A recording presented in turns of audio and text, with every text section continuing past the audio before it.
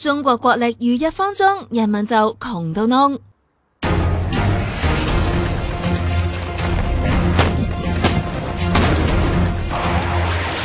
又飛機大炮又航母，中國最近真係好想努力話俾人聽，佢哋嘅國力有幾勁。不過國力又唔止係軍力嘅，裏邊包括啲乜嘢嘢啊？我哋有啲叫硬實力嘅，你有經濟發展啊、科技水平啊、教育啊、就業率啊，你嘅軍事力量啊，以至喺外交上個勢力啊，呢啲我稱之為硬實力嘅。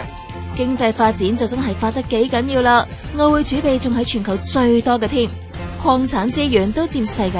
12%，位居世界第3位噶。不過風光背後就咁從社會角度嚟講啦，咁我哋話佢社會嚟講咧，中國嘅社會以前好專制，而家就亂咗好多。點解咧？當一個好專制嘅時代結束咗之後咧，政府放鬆咗啦，有企業嘅改革啊，有錢人嘅興起啊，有中產階級嘅出現啦。有錢啊，自然亂啦，貪污啊、治安啊呢啲問題越嚟越多，發展過程仲出現環境問題、資源短缺等等嘅問題。啲人民生活得唔好，就算軍力幾大、經濟幾好都冇用啦。或者我講中國綜合國力一直俾人誇大，有啲嘢好強，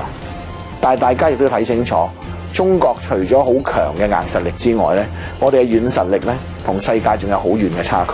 雖然06年嘅全球政治與安全報告同埋10年嘅第10次全球綜合國力排名，中國分別排喺第6同第4位，但係睇下人民嘅生活環境，你就知國力有幾強咯。